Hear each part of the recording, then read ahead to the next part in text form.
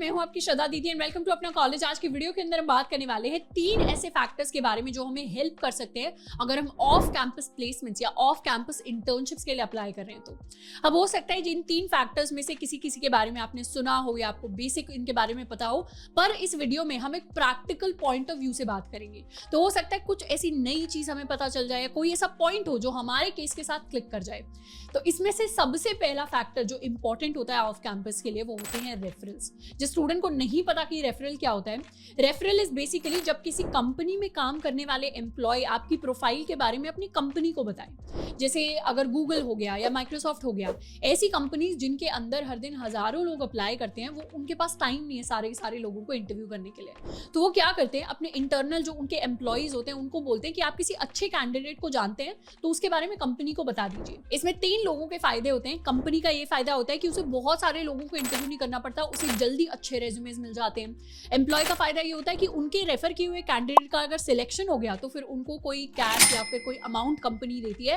And candidate का फायदा ये होता है कि उन्हें बार बार रिजेक्शंस नहीं आते, कभी कभी उनका शॉर्टलिस्टिंग जल्दी हो जाता है इंटरव्यूज के लिए अच्छी कंपनीज के अंदर। अब रेफरल्स यूजुअली बड़ी कंपनीज के लिए होते हैं जिसमें बहुत सारे लोग एक साथ अप्लाई कर रहे होते हैं। रेफरल लेने के लिए हमारे पास 2 चीजें होनी चाहिए। सबसे पहला एक अच्छी प्रोफाइल। जब तक हमारे पास अच्छी प्रोफाइल नहीं होगी तब तक किसी एम्प्लॉय को मोटिवेशन नहीं आएगा आपको रेफर करने के लिए।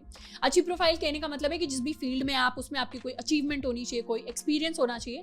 तो जैसे अगर आप सॉफ्टवेयर इंजीनियर के लिए अप्लाई करना चाहते हैं तो आपके पास या तो कंपेटिटिव प्रोग्रामिंग में अच्छी रैंक होनी चाहिए, या फिर आपके पास अच्छे प्रोजेक्ट्स होने चाहिए, ओपन सोर्स का कॉन्ट्रीब्यूशंस होने चाहिए, या आपने किसी हैकाथॉन को जीता हो वो अचीवमेंट होनी चाहिए, या किसी और कोडिंग टेस्ट में आपने बहुत अच्छा परफॉर्म किया है, या किसी कंपनी के अंदर अच्छे से इंटर्नशिप की है। इस तरीके की जो चीजें होती हैं वो आपको हेल्प करेंगी रेफरल को लेने में। जितनी अच्छी आपकी प्रोफाइल होगी उतने ज्यादा आपके चांसेस बढ़े रहे होंगे एक रेफरल को लेने के लिए।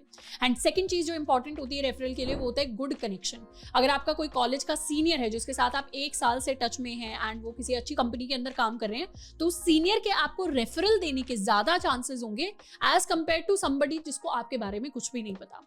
तो ऐसे में रेफरल लेने के 2 तरीके होते हैं। सबसे पहला कि आपके कोई डायरेक्ट कॉन्टेक्ट्स हो जिनके साथ आप बात कर सकते हैं, कोई सीनियर्स हो, आप उनसे भी रेफरल ले सकते हैं। नहीं तो लिंक्डइन ऐसा एक प्लेटफॉर्म है which is basically for professional connections, जहां पर जाकर आप अपना अकाउंट बना सकते हैं और वहां आप कंपनी के डिफरेंट एम्प्लॉइज के साथ जो अलग अलग कंपनीज में काम कर रहे हैं, आपकी ड्रीम कंपनीज में काम कर रहे हैं, उनके साथ जाकर कनेक्शन बनाकर उनसे रेफरल ले सकते हैं। अब ऐसे में हमारी प्रायोरिटी ये होनी चाहिए कि कोई डायरेक्ट कनेक्शन से ही हमें रेफरल मिल जाए, क्योंकि वहां पर रेफरल मिलने के चांसेस ज्यादा होते हैं। डायरेक्ट कनेक्शन में अगर आप फर्स्ट सेकंड ईयर स्टूडेंट है तो ऐसे में कोशिश करिए कि आप ट्रैक रखें आपके कौन से 3rd ईयर या 4th ईयर सीनियर्स हैं जिनकी अच्छी कंपनीज में प्लेसमेंट या इंटर्नशिप लग रही है। और ऐसा नहीं है कि बैठ जाना है, उनसे फर्स्ट ईयर में ही 2nd ईयर में ही आपको इंटरैक्ट करना स्टार्ट कर देना है। ऐसी सोसाइटीज ज्वाइन कर लेनी है जो शायद आपके फील्ड की तरफ ओरिएंटेड हो। अगर आपका मैनेजमेंट साइड में इंटरेस्ट है तो मैनेजमेंट बेस्ड आप सोसाइटीज ज्वाइन कर सकते हैं, वहां के सीनियर्स के साथ आप इंटरैक्ट करिए जो अच्छी कंपनीज में प्लेस्ड हो रहे हैं। अगर आपका कोडिंग में इंटरेस्ट है तो कोडिंग टाइप की सोसाइटीज आप ज्वाइन कर सकते हैं जहां पे ऐसे सीनियर्स से इंटरैक्ट करें जो वहां पर अच्छी कंपनीज में प्लेस हो रहे हैं। तो ऐसे आप ओवर द ईयर्स जो कनेक्शन बनाएंगे उन लोगों के साथ कनेक्शन स्ट्रांग होंगे और वहां पर आपको रेफरल मिलने के चांसेस ज्यादा होंगे। अगर आप 3rd 4th ईयर स्टूडेंट है तो ऐसे में कोशिश करिए ऑलरेडी आपके ही कॉलेज के कोई सीनियर हो जो आपकी ड्रीम कंपनी या एक अच्छी कंपनी में काम कर रहे हैं जिसका आप रेफरल लेना चाहते हैं, तो उनके साथ आप टच में आ सकते हैं। या तो आप फेसबुक ग्रुप्स या व्हाट्सएप ग्रुप्स के माध्यम से आ सकते हैं, नहीं तो ऑनलाइन आप लिंक्डइन पर जाकर अपनी कंपनी के नाम के साथ कॉलेज का नाम सर्च कर सकते हैं। तो आपको पता चल जाएगा आपके कौन से सीनियर्स हैं जो आपकी उन कंपनीज के अंदर काम कर रहे हैं, तो उनके साथ आप टच बना सकते हैं एंड फिर उनसे हम रेफरल के लिए रिक्वेस्ट कर सकते हैं। अब हम प्रेफर तो ये करेंगे कि हमें किसी डायरेक्ट कॉन्टैक्ट की मदद से रेफरल मिल जाए।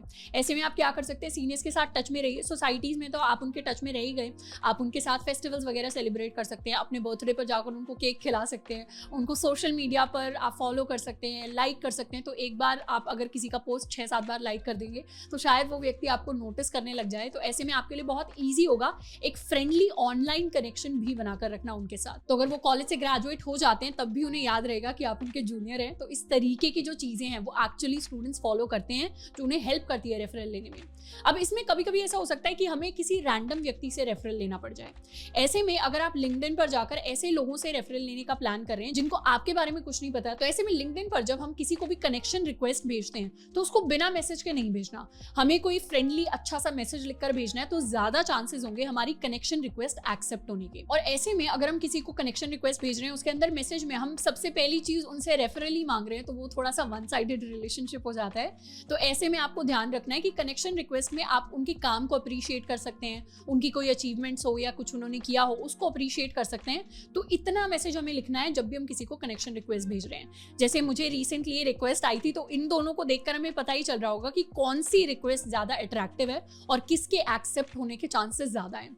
ऐसे में एक बार आपकी रिक्वेस्ट एक्सेप्ट हो जाती है तो फिर आप उस व्यक्ति से वन ऑन वन बात कर सकते हैं, लिंक्डइन के ऊपर मैसेज करके। अपना रेज्यूमे पहले शेयर करिए, इंश्योर करिए रेज्यूमे के अंदर कोई मिस्टेक्स ना हो, एंड उसके बाद उस रेज्यूमे को, अपनी प्रोफाइल को उनके साथ शेयर करें, एंड फिर आप उनसे कनेक्शन के लिए रिक्वेस्ट कर सकते हैं, बिल्कुल पोलाइट टोन में। ऐसे में हमें ये याद रखना है, हमें बिल्कुल रिस्पेक्टफुल रहना है, बिल्कुल पोलाइट रहना है। अगले व्यक्ति की बिल्कुल ऑब्लिगेशन नहीं है कि वो आपको रेफरल दे ही दे, हमें मैक्सिमम लोगों को मैसेज करना है ताकि हमारे रेफरल मिलने के चांसेस बढ़ जाएं। तो ऐसे में अगर आप एक दिन के अंदर 10-15 कनेक्शन रिक्वेस्ट भेजकर लोगों को कांटेक्ट करने का ट्राई करते हैं तो that is not a bad thing. Reach out to as many people as possible अगर आप अपने 3rd-4th ईयर में हैं और एक्टिवली अपॉर्चुनिटीज के लिए ट्राई कर रहे हैं। तो अब लिंक्डइन को कैसे यूज करना है, प्रोफाइल कैसे बनानी है, कैसी होनी चाहिए, क्या अट्रैक्टिव प्रोफाइल कैसी होती है, उसके बारे में ऑलरेडी एक्सटेंसिव वीडियो है, उसको जाकर हम एक्सप्लोर कर सकते हैं। लिंक भी आपको नीचे कमेंट्स में मिल रहा होगा। सेकंड फैक्टर जो इंपॉर्टेंट होता है वो होता है हमारा रेज्यूमे। जिन स्टूडेंट्स को नहीं पता है, रेज्यूमे एक शीट ऑफ पेपर होता है जिसके ऊपर हम अपना सारा प्रोफेशनल एक्सपीरियंस डालकर, अपनी एजुकेशनल क्वालिफिकेशन, स्किल्स, अचीवमेंट सब कुछ डालकर एक कंपनी के अंदर सबमिट करते हैं और फिर कंपनी इवैल्यूएट करती है कि इस व्यक्ति को हमें आगे इंटरव्यू करना है या नहीं करना। अब रेज्यूमे कैसे प्रिपेयर होता है, अच्छी कंपनीज के लिए आपको रेज्यूमे में क्या क्या मेंशन करना चाहिए, क्या फॉर्मेट रहना चाहिए, क्या फॉन्ट रहना चाहिए, क्या कलर रहना चाहिए, बहुत सारी जो डिटेल्स होती हैं उसको ऑलरेडी हमने वीडियोस के अंदर कवर कर रखा है। इनफैक्ट मेरा resume which was shortlisted in Amazon, Google and Microsoft, उसके बारे में भी मैंने एक डेडिकेटेड वीडियो बनाया हुआ है, उसको जाकर हम एक्सप्लोर कर सकते हैं अगर हम फर्स्ट टाइम अपना रेज्यूमे बना रहे हैं तो। बट अगर हमने रेज्यूमे बनाया है या रेज्यूमे के बारे में हमें बेसिक पता है तो कुछ ऐसी चीजें हैं जिनका हमें खास ख्याल रखना है। सबसे पहला तो रेज्यूमे ऐसी चीज है जिसको आप लिखते नहीं है बल्कि उसको बिल्ड करते हैं, तभी आपको कभी नहीं दिखेगा कि राइट योर रेज्यूमे, आपको हमेशा दिखेगा build your resume. Resume build करने का मतलब है कि एक तरीके से आप खुद को बिल्ड कर रहे हैं, अपनी प्रोफाइल को बिल्ड कर रहे हैं, तब जाकर आप जो पीस ऑफ पेपर क्रिएट करेंगे उसके अंदर आप एक अच्छे कैंडिडेट की प्रोफाइल को बना पाएंगे। तो हमेशा अपनी प्रोफाइल को बिल्ड करते रहना है। कैसे बिल्ड कर सकते हैं, आप हैकाथॉन्स में पार्टिसिपेट कर सकते हैं, अच्छे प्रोजेक्ट्स बना सकते हैं। अगर आपकी वर्क एक्सपीरियंस नहीं है तो फिर आप अच्छे प्रोजेक्ट्स में अपना टाइम ज्यादा कंट्रीब्यूट कर सकते हैं। इंटर्नशिप नहीं है तो कोई बात नहीं, हम ओपन सोर्स में कंट्रीब्यूट कर सकते हैं। गिटहब जैसे प्लेटफॉर्म्स पर जाकर दूसरे लोगों के प्रोजेक्ट्स को देख सकते हैं, उनमें बग्स निकाल सकते हैं, बग्स को ठीक कर सकते हैं, काफी सारी चीजें कर सकते हैं। तो जरूरी नहीं है कि अगर हमारा कॉलेज थोड़ा बुरा है या फिर हमें अभी तक इंटर्नशिप नहीं मिली है तो हमारी प्रोफाइल भी बुरी होगी। प्रोफाइल अच्छी तब होगी जब हम उसके ऊपर मेहनत कर रहे होंगे। तो ऐसे में डिसएडवांटेजेस को नहीं देखना, एडवांटेजेस को देखना है। जिस चीज में आप अच्छे हैं उस चीज में हमें मेहनत डालनी है और ज्यादा से ज्यादा अपनी अच्छी प्रोफाइल को बिल्ड करने की कोशिश करनी है।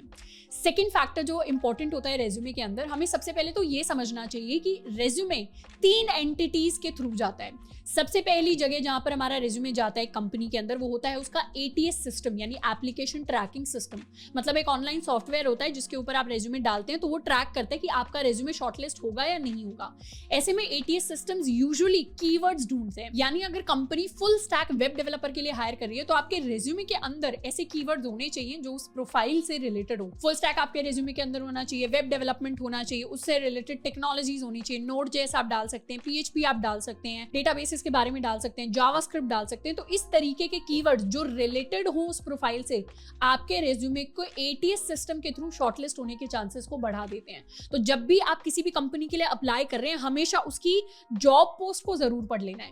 यानी अगर Amazon ने निकाला है तो एक बार उसको पढ़ना है, उसके अंदर कीवर्ड्स देखने हैं, उनकी क्वालिफिकेशन रिक्वायरमेंट को पढ़ना है, फिर अपने रेज्यूमे को आप थोड़ा बहुत चेंज कर सकते हैं उनकी रिक्वायरमेंट के हिसाब से। कहीं कहीं आपको सॉफ्टवेयर इंजीनियर वर्ड दिख रहा होगा, कहीं कहीं आपको सॉफ्टवेयर डेवलपर वर्ड दिख रहा होगा, कहीं कहीं आपको फुल स्टैक डेवलपर दिख रहा होगा, कहीं कहीं आपको फ्रंट एंड डेवलपर लिख रहा होगा। तो अलग अलग प्रोफाइल्स के हिसाब से अलग अलग कीवर्ड्स को हमें अपने रेज्यूमे में थोड़ा बहुत मॉडिफाई करते रहना है। सेकंड एंटिटी जिसके थ्रू हमारा रेज्यूमे जाता है वो होते हैं रिक्रूटर्स।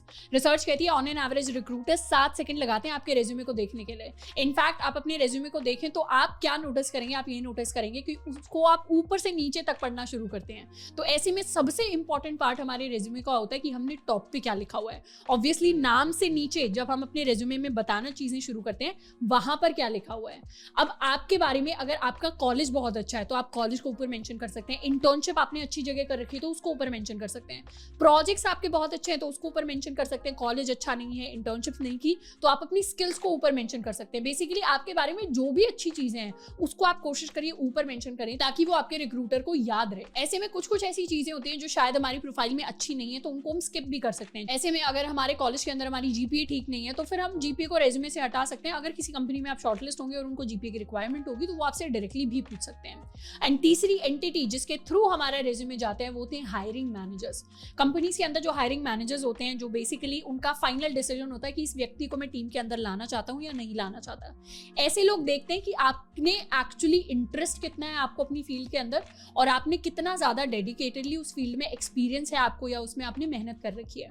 तो ऐसे में आपके जो भी प्रोजेक्ट्स हों, या तो वर्क एक्सपीरियंस होना चाहिए, नहीं तो इंटर्नशिप्स होनी चाहिए, नहीं तो जो भी आप प्रोजेक्ट्स बना रहे हैं, प्रोजेक्ट्स आपके ध्यान रखिए कि प्रोजेक्ट्स यूनिक हो और उसमें आप किसी प्रॉब्लम को सॉल्व करने की कोशिश कर रहे हो। तो अगर आपके प्रोजेक्ट्स यूनिक एंड किसी प्रॉब्लम को सॉल्व कर रहे होते हैं तो वो एक हायरिंग मैनेजर को काफी ज्यादा इंप्रेस करते हैं। तीसरा फैक्टर जो बहुत इंपॉर्टेंट होता है ऑफ कैंपस के लिए वो होते हैं कंसिस्टेंटली अप्लाइंग टू कंपनीज।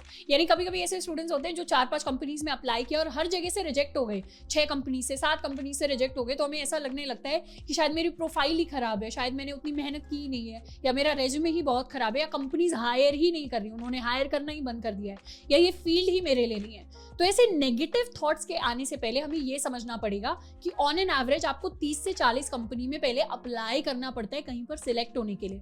और अगर आप कंपेटिटिव फील्ड्स की बात करें, जैसे सॉफ्टवेयर इंजीनियरिंग एक कंपेटिटिव फील्ड है, तो ऐसी फील्ड्स में तो ये रिजेक्शंस का नंबर और भी ज्यादा हो सकता है। इनफैक्ट अभी रिसेंटली हमने एक स्टूडेंट का इंटरव्यू लिया था जिन्होंने Amazon इंटरनेशनल क्रैक किया है, तो उन्होंने 100 टाइम्स कंपनीज में अप्लाई किया था और वो 100 बार रिजेक्ट हुए थे before getting their first placement offer. तो एक्सेप्ट होने से पहले बहुत सारे रिजेक्शंस आएंगे, पर उन रिजेक्शंस के लिए हमें तैयार रहना है। अपने आसपास नेगेटिव माइंडसेट को नहीं क्रिएट होने देना, एक पॉजिटिव माइंडसेट के साथ अपनी चीज में लगे रहना है।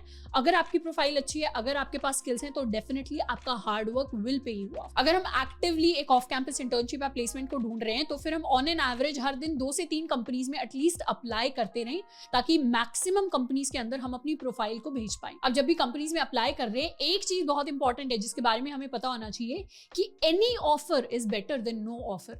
कभी कभी हमें लगता है कि हमारी अगर एक ड्रीम कंपनी हमने अपने दिमाग में सेट कर लिया है, या 2-3 टॉप कंपनीज हमने अपने दिमाग में सेट कर लिया, तो हमें लगता है कि मुझे इसी कंपनी में जाना है, इसी कंपनी में जाना है। ऑब्वियसली हमारे पास ड्रीम कंपनीज होनी चाहिए, हमारे पास एस्पिरेशंस होनी चाहिए, और हमें उन कंपनीज में अप्लाई भी करना चाहिए, पर खुद को कभी भी लिमिट नहीं करना है। मतलब ये नहीं सोचना कि इन्हीं 3 कंपनीज में जाऊंगा, नहीं तो बिल्कुल भी नहीं जाऊंगा, क्योंकि हो सकता है कि आपने जो 3 कंपनीज आपको पता हो उसके बाहर भी बहुत सारी ऐसी कंपनीज हो जिनकी प्रोफाइल अच्छी है, जिनका पैकेज अच्छा है, जिनका वर्क कल्चर बहुत अच्छा है, जो आपको काफी ज्यादा अपॉर्चुनिटीज दे दें अपने करियर में ग्रो करने के लिए। तो ऐसे में कोशिश करिए कि आपका टारगेट ये तो बैक ऑफ द माइंड रहे कि मैं अच्छी से अच्छी कंपनी में जाऊं, पर ये भी रहे कि एक अपना जो पहला ऑफर है वो आपको जल्दी से जल्दी मिले। जितनी जल्दी आपको अपना पहला प्लेसमेंट ऑफर मिलता है या पहला इंटर्नशिप ऑफर मिलता है, उतने ज्यादा आप कॉन्फिडेंट बनते हैं, प्लस उतना ज्यादा आपकी प्रोफाइल भी इंप्रूव हो जाती है आगे वाली अपॉर्चुनिटीज के लिए। और कई सारे सॉफ्टवेयर डेवलपर्स होते हैं जो शायद किसी छोटी कंपनी से शुरू कर रहे हैं, जो शायद किसी सर्विस बेस्ड कंपनी से शुरू कर रहे हैं, एंड उसके बाद 1 साल के, 1.5 साल के, 2 साल के एक्सपीरियंस के बाद वो किसी और बेटर कंपनी के अंदर शिफ्ट कर जाते हैं और अपनी ड्रीम कंपनी की तरफ शिफ्ट करते हैं। तो ऐसे में खुद को लिमिट नहीं करना है। ये नहीं सोचना मैं अप्लाई करूंगा तो 5 पर्टिकुलर कंपनीज में ही अप्लाई करूंगा और बाकियों को इग्नोर करूंगा। कोशिश करिए अगर आप ऑफ कैंपस प्लेसमेंट या इंटर्नशिप्स में अप्लाई कर रहे हैं तो आपकी प्रायोरिटी होनी चाहिए अपना पहला ऑफर, क्योंकि वो आपको कॉन्फिडेंस देगा एंड आपके लिए और भी ज्यादा ऐसे डोर्स ऑफ अपॉर्चुनिटीज होगा जिनको खोल रहा होगा। तो आई होप कि ये 3 जो फैक्टर्स हैं इनको आप बहुत ही अच्छे से अपने जहन में बिठा लें एंड इनको याद रख लें। चाहे आप वर्किंग प्रोफेशनल हैं, चाहे आप कॉलेज स्टूडेंट हैं, चाहे आप बिल्कुल फ्रेशर हैं, इन 3 चीजों के बारे में हमें हमेशा पता होना चाहिए अगर हमारा गोल है कि ऑफ कैंपस इंटर्नशिप या फिर प्लेसमेंट्स के लिए हमें तैयारी करनी है या उनको क्रैक करना है। तो आई होप कि आज की वीडियो से हमें कुछ टिप्स मिल गई होंगी ऑफ कैंपस के लिए। इसके साथ साथ प्लेसमेंट से रिलेटेड, इंटर्नशिप से रिलेटेड या कोडिंग से रिलेटेड आपका कोई भी डाउट है उसके बारे में आप मुझे नीचे कमेंट करके बता सकते हैं। हम कोशिश करेंगे उनके बारे में और वीडियोस लाने की। आज के लिए इतना ही, मिलते हैं नेक्स्ट वीडियो में। Till then keep learning and keep exploring.